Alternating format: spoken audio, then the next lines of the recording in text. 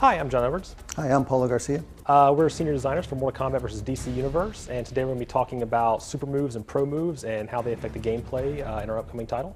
One thing that's always been special about Mortal Kombat, it's one of the few 3D games that focuses a lot on special moves, where a lot of the other 3D fighters are more hand-to-hand based. Our game is a lot of magic and other stuff you can do in it.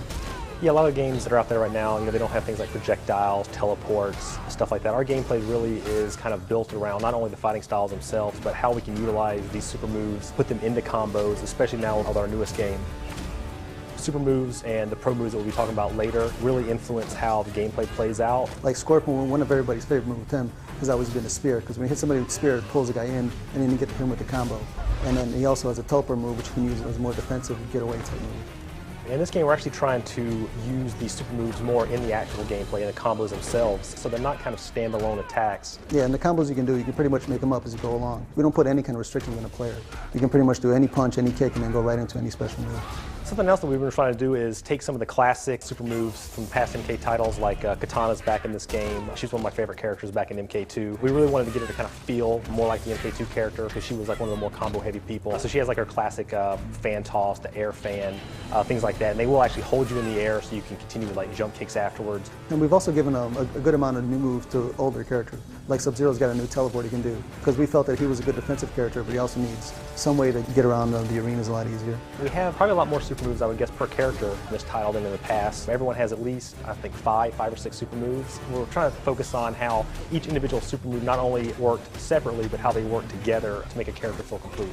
Shang Tsung's got his old fireballs back. He's got a fireball to the ground that pops you up, and he's got a soul steal move. So we pretty much combined all the moves he's had in the past. Yeah, and you can like work them all together. So you can throw multiple fireballs, chain that into the soul steal, get some life back, have that teleport away so you can't be retaliated against. I think it really works well, and it's a fun experience. And also on top of that, the DC characters have moves that you would expect them to have. Superman's got his heat vision move, he's got the freeze breath, all the moves you'd expect him to have.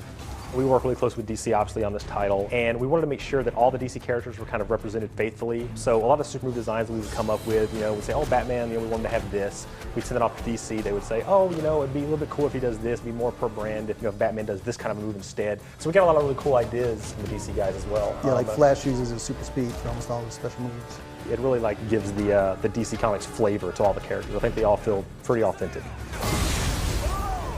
Another one of the things that we're really excited about in Mortal Kombat vs. DC Universe, solving super moves, is what we're calling pro moves. So basically they're like extensions of the normal super moves. For the pro player, basically, the inputs form a little bit more difficult, the timing's a little bit tighter. And not in all cases. Some cases, like Sonya has her classic ring shot from all the past Mortal Kombats. You can actually do that one twice in a row to shoot 2 fireballs out. But it's actually probably one of the easier ones. We've tried to skew the more difficult ones to ones that give you more reward. So the Sonya ring one doesn't really give you like a huge reward, whereas like some of the other more difficult ones do. Sonya's got her normal leg grab, where it just grabs the guy and then hits him on the ground. It does a good amount of life. If a player can time it so he hits the right button combination, when the other guy hits the ground, you can actually get a pop-up reaction from it, and that allows you to get a combo strength from that move.